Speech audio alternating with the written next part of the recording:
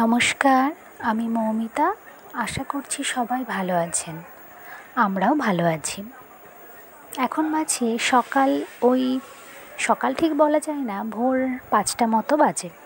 আমি ফ্রেশ হয়ে নিয়েছি, স্নান হয়ে গেছে। এই যে গাছ দুটো দেখতে পাচ্ছেন, এই দুটো গাছ আমাকে দিয়েছে আমার এক স্টুডেন্ট।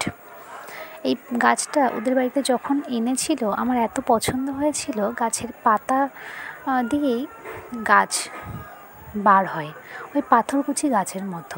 তো এতটাই পছন্দ হয়েছিল, তো ওদের অনেকগুলো চারা হয়েছে, তা আমাকে দিয়েছে যে তুমি নিয়ে যাও এটা। তাই নিয়ে এসেছি। আর সকালের কাজগুলো তো আপনাদের মোটামুটি একটু জানা। সকালে আমার কি কি কাজ আমি করি, তো প্রথমেই গোপালকে দিয়ে নিলাম, এটা আমার প্রথম ডিউটি।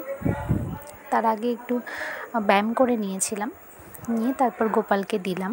গোপালকে দেওয়া অনেকটাই সময় লেগে যায় সকালবেলা, আর সকালবেলা আবার গোপালকে না দিলে ভালোও লাগে না। ভোরবেলা ঘুম থেকে উঠেই আগে ঠাকুর ঘরে না ঢুকলে ঠিক ভালো লাগে না। আর আমাদের এখানে মোটামুটি সবাই সকালবেলা গোপালকে জাগায়। সকালবেলা একটু দেরি হয়ে গেলে আর যেন ভালোই লাগে না। আর সকালে এতটাই তাড়া থাকে যে ঠিক টাইমের মধ্যে হয়েই যায়। এই ভিডিওটা একটু পুরনো বলতে 2 দিন আগের ভিডিও। ভীম একাদশী, না সরি ভুল বললাম, ওই নির্জলা একাদশী সেই দিন। তো একাদশী সেই জন্য একটু গীতাও পড়লাম সকালবেলা। আমি এখন প্রতিদিনই গোপালকে দিয়ে একটু গীতা পড়ি, কারণ আমি এখন স্পেশাল একটা সময়ের মধ্যে দিয়ে যাচ্ছি। আপনারা সবাই জানতেই পারবেন, কেননা আপনারাও আস্তে আস্তে আমার একটা ফ্যামিলি তৈরি হয়ে যাচ্ছেন। তো সেই জন্য এখন একটু চেষ্টা করি যে গীতাটা পড়ার, মোটামুটি 10-15 মিনিট হলেও পড়ি। আর আজ তো একাদশীর দিন আমি গীতা পড়ি। কিছু বুঝি না, কিন্তু তবুও ওই পড়ি, বোঝার চেষ্টা করি। তো ওই একটু গীতা পড়লাম, তারপরে চলে এলাম রান্নাঘরে। আমাদের তো একাদশী, কিন্তু তোমাদের দাদার জন্য রান্না করব আজকে সয়াবিন আর কুমড়ো ভাজা। ও সয়াবিনটা ভীষণই পছন্দ, তো বেশিরভাগ একাদশীতে আমি ওকে সয়াবিনটাই করে দিই। মানে সয়াবিন আর কুমড়ো ভাজা করে দিলে আর কিছু ওর লাগবে না। তো আলু আর সয়াবিনটা আমি সেদ্ধ বসিয়ে দিয়েছি, নিরামিষ করেই করব। এমনিও আমি সয়াবিনে পেঁয়াজ রসুনটা দিই না, আদা জিরে দিয়েই করি। আর ওই যে কড়াই দুটো আমার দেখেছিলেন আগে, সেই কড়াই দুটো এখন কিছুদিন রান্না করছি না। আমার বন্ধুবান্ধব যে আমার ভিডিও দেখে আমাকে অনেকেই বলেছে যে ওটাকে আর মায়াতে জড়াস না। আর আমার অনেকগুলোই করা আছে, আপনাকে আগের দিনও বলেছিলাম, তো সেইগুলোই বার করেছি, সেগুলোতে রান্না করছি। মশলা করছি, মশলার মধ্যে দিয়েছি টক দই, জিরে, আদা, টমেটো, এগুলো দিয়ে একটা পেস্ট করে নেব। কড়াইতে সাদা তেল দিলাম, আজকে সাদা তেল দিয়ে করব।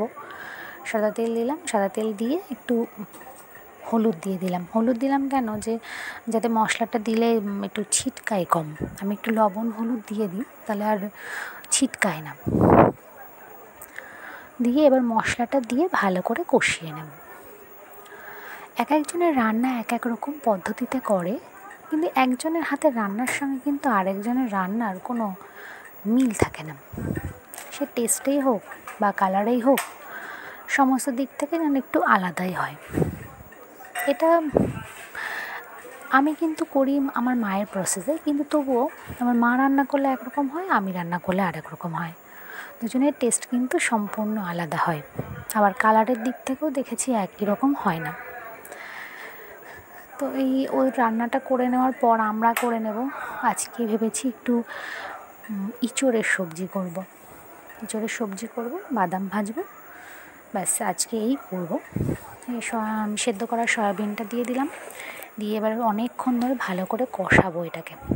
পাশে একটু বসিয়ে দেবো গরম জল। আমি তরকারিতে একটু বেশি ব্যবহার করি, আমি ঠান্ডা জল দিই না।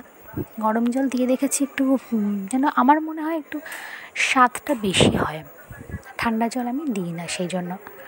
তো গরম জলে একটু বসিয়ে দেবো, আর তাতে সয়াবিনটা খেতে বেশি ভালো লাগে। অনেকে দেখেছি সয়াবিনটা ভালো করে ভেজে নেন, আবার অনেকে দেখেছি সয়াবিনটা সেদ্ধ করে না, সয়াবিনটা জলের মধ্যে ভিজিয়ে রাখে। এবার এক একজনের পদ্ধতি এক এক রকম, কিন্তু আমার এরকমভাবেই মনে হয় আমার বেশি মানে আমি এইভাবেই করি। মানে আমি সেদ্ধ করে নিই, নিলে সুন্দর নরম হয়ে যায়, সফট হয়।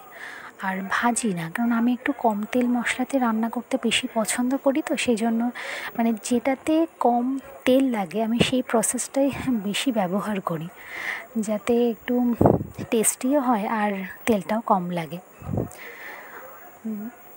বিয়ের আগে প্রচুর তেল খেতাম, কিন্তু এখন যেহেতু বুঝে গেছি যে গ্যাসের সমস্যাতে ভুগেছি বিয়ের আগে, এখন আর গ্যাসের সমস্যাতে আশা করি ভুগতে হয় না আপনাদের আশীর্বাদে। তো সেই জন্যই আর বেশি তেল মশলা খাওয়ার ইচ্ছা হয় না। তো এই যে রান্না প্রায় শেষের মুখে, এবার জলটা দিয়ে একটু গরম মশলা দিয়ে দিলেই রেডি রান্না। তার মধ্যে একটু ফোড়ন দিয়ে দেবো। এই ফোড়ন দেওয়াটা কিন্তু আমি শিখেছি আমার বিয়ের পরে। আমার শাশুড়ি মা সমস্ত কিছুতে আমি দেখতাম আলাদাভাবে ফোড়ন দিত। সমস্ত রান্না হয়ে যাবে, হওয়ার পরে উনি দিত জিরে আর শুকনো লঙ্কা ফোড়ন আর তেজপাতা। এটা ওনার কমন একটা জিনিস ছিল, ম্যাক্সিমাম রান্নাতে উনি এই আলাদাভাবে ফোড়নটা ব্যবহার করতেন। তো আমি শিখেছি সেইভাবেই। তো দেখি ভীষণ টেস্ট হয়। একটা সাধারণ তরকারিতে আপনি এই নামানোর একটু আগে এরকমভাবে ফোড়ন দেবেন, তো খুব টেস্ট হয়।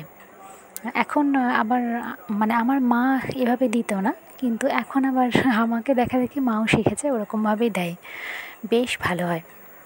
তো আজকের ভিডিওটা কেমন লাগলো আপনারা জানাবেন। দেখা হবে পরের একটা ভিডিওতে। সুস্থ থাকবেন, ভালো থাকবেন।